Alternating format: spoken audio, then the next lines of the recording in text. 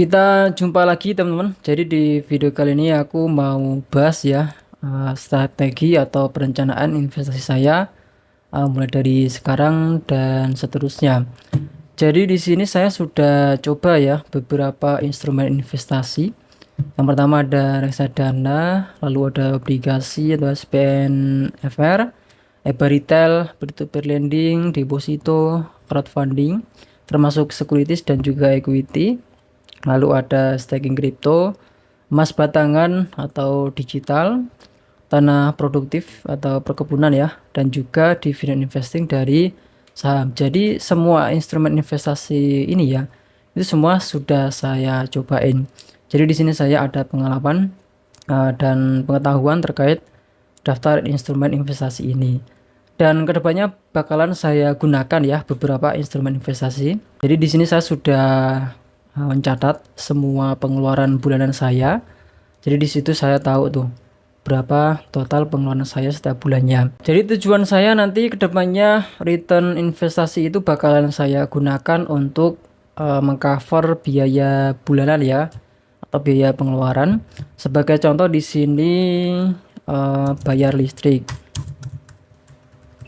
Nah, bayar listrik di sini saya di 30 ribuan ya atau 40.000. Kita kasih 40.000 aja.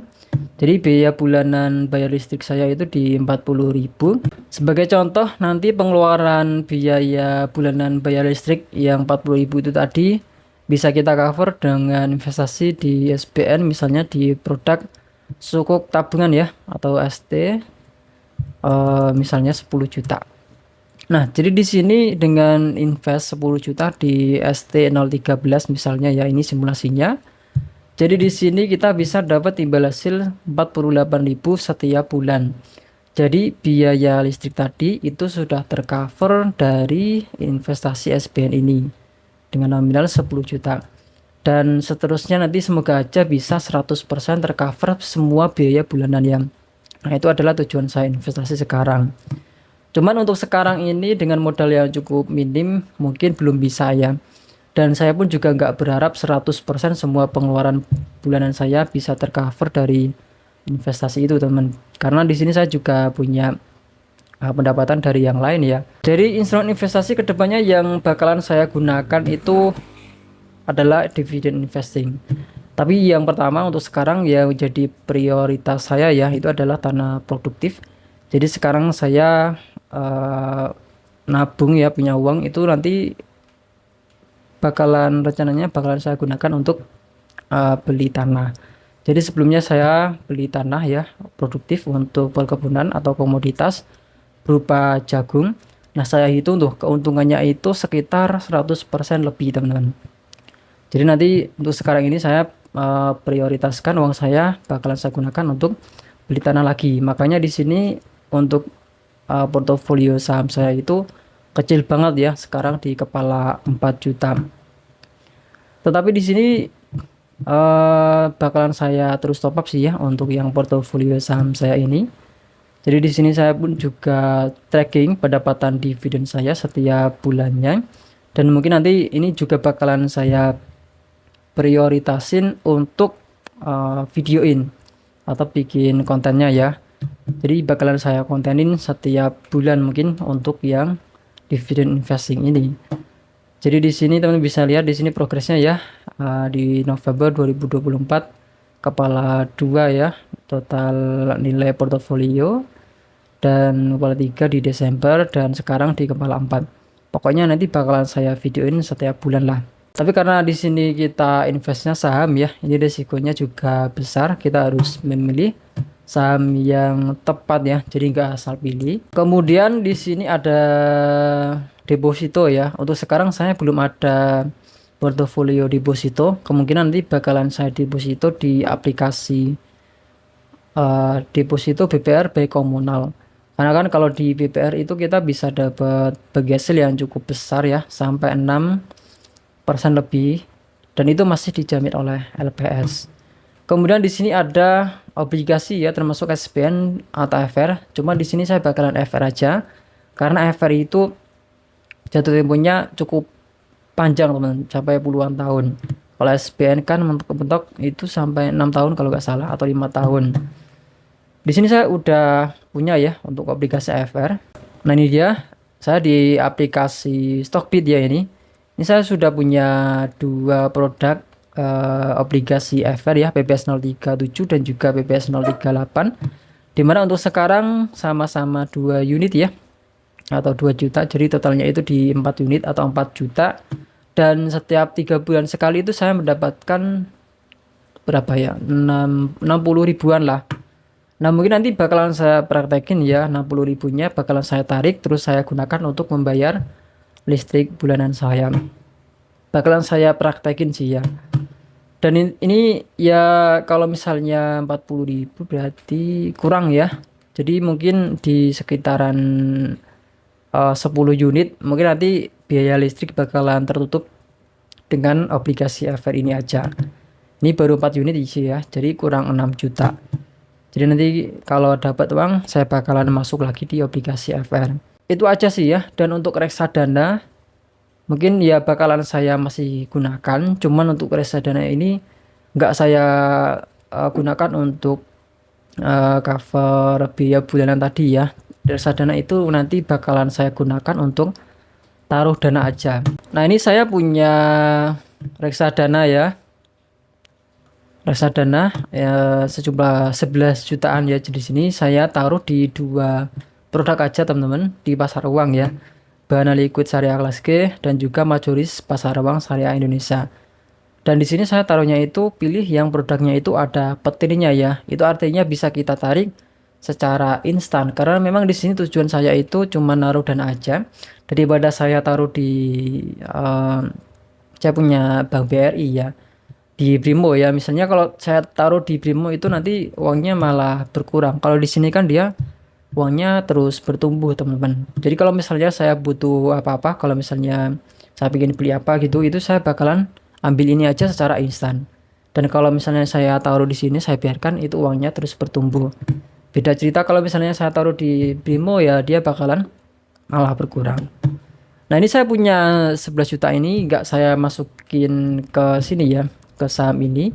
Itu karena itu tadi saya nggak akan langsung masuk ke saham ya. Saya nggak bakalan membeli saham sebelum saya riset. Dan nanti rencananya bakalan saya top up setiap bulan mungkin 500 sampai 1 jutaan aja.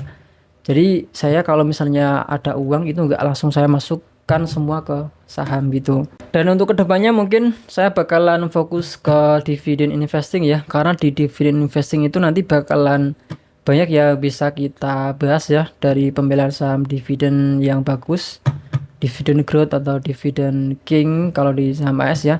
Jadi di sini saya invest di dua saham ya, saham Indo dan juga saham AS. Untuk sekarang di sini ada berapa ini? Ada 5 untuk saham Indo dan juga 6 di saham AS. Jadi memang lumayan banyak. Dan di sini saya caranya itu koleksi ya. Jadi kalau ada saham, kalau di saham AS itu enaknya kita bisa lihat kayak di Seeking Alpha itu kan kita bisa lihat dari history dividennya dan berapa tahun dia bagiin dividen dan growth-nya itu berapa persen per 5 tahun. Itu enak. Kalau di Indo saya belum menemukan sih ya. Jadi untuk sekarang di sini ada saham BRIS, MIDI, SMSM, TSPC dan juga Auto untuk saham Indo dan juga saham AS-nya di Mastercard, Apple, Home Depot, Visa, Waste Management dan juga S&P Global. Jadi di sini saya juga tracking ya. Saya tracking pendapatan dividen saya setiap bulannya biar saya tahu ya progresnya seperti apa. Dan juga total portofolionya, dan tentu saja harusnya berkembang ya setiap bulannya. Ini sekarang di kepala 4 dan sebelumnya di kepala 2 dan kepala 3. Karena rencananya memang saya akan top up setiap bulan mungkin 500 sampai 1 jutaan. Jadi kalau misalnya saya dapat uang banyak pun saya nggak langsung masukin semuanya. Karena kan kita pilih saham juga nggak ngawur ya. Jadi di sini ada juga tabelnya ya, tabel atau diagramnya. Jadi biar kita tahu grafiknya pertumbuhan dari pendapatan dividen dan juga total portofolio. Di sini saya juga bikin jadwal ya pembagian dividen saya setiap bulannya ya. Ini Januari sampai Desember. Dan sebelumnya saya juga masukin jadwal ini sih ya, di obligasi EVER yang dua tadi. Nah ini ya, BPS 037 dan juga BPS 038. Itu kan dia bagi per 3 bulan ya untuk kuponnya. Tetapi sekarang saya hapus ya, saya gantikan dengan dividen aja. Karena nanti bisa jomplang sih kalau misalnya saya masukin hasil dividen yang saya terima ya. Kemarin saya dapat 60.000 di kupon dari BPS 038 atau 37. Jadi kalau misalnya saya masukin di sini dia jomplang banget ya, karena untuk dividen saham AS ini juga kecil di ratusan perak atau 2000-an ini ya, yang sebelumnya ya. Jadi bakalan lucu nanti grafiknya teman-teman. Jadi gak saya masukin, meskipun dia nanti bakalan saya gunakan untuk cover biaya bulanan ya. Dan untuk sekarang untuk dividen investing di sini untuk yang Januari dan juga April ini masih bolong ya. Dan nanti yang kemungkinan saya bakalan masukin saham AS lagi sih ya. Karena saham AS itu membagikan dividen 4 kali teman-teman. Per 3 bulan sekali. Jadi kalau untuk Januari dan juga April mungkin nanti ada saham Pepsi ya. Untuk saham Pepsi sekarang dia lagi turun-turunnya. Kemudian ada TSM ya. Terus ada Intuit atau CRM. Tapi mungkin nanti bakalan saya screening dulu apakah saya yakin untuk masuk di saham itu atau enggak. Dan juga ADP sih ya, ADP juga bagus. Mungkin nanti saya bakalan masuk di TSMC ya, dan Pepsi dan juga ADP mungkin sih ya. Dan nanti bakalan saya videoin juga. Jadi ya biar nanti kita ada bahasan ya setiap bulannya. Oh dapat berapa dividen investing untuk bulan ini gitu. Ya seru sih, nanti bakalan kita bahas setiap bulannya. Dan mungkin nanti saya juga bakalan bahas ya riwayat atau pengalaman saya investasi di instrumen investasi ini ya. Ada banyak sih ya, mulai reksadana, obligasi, retail, peer-to-peer lending, deposito dan seterusnya. Jadi mungkin nanti bakalan saya bahas pengalaman saya secara detail. Kalau misalnya teman-teman pengen cari sendiri silahkan di video-video yang sebelumnya. Itu saya sudah banyak sekali ya membahas tentang investasi. Yang paling merugi sih di ini ya, crowdfunding, cuman di equity yang di aplikasi Bizzer dan juga Crodana itu saya merugi teman-teman. Kalau yang di securities itu di Savik itu dapat besar sih ya, tapi cuman sekali aja di 18% setahun itu saya dapat ya 1 juta, dapatnya di 180.000 itu banyak. Dengan waktu 1 tahun, full 1 tahun ya, itu dibalikin semua modal dan juga returnnya. Kalau yang deposito memang besar sih ya, deposito peer-to-peer lending. Kalau peer-to-peer lending memang returnnya besar, cuman sekarang saya udah nggak pakai lagi. Mungkin nanti bakalan saya bahas di video yang lain aja secara detail aja ya. Jadi mungkin itu aja untuk video kali ini ya, semoga bisa jadi referensi buat teman-teman, dan sampai jumpa di video berikutnya.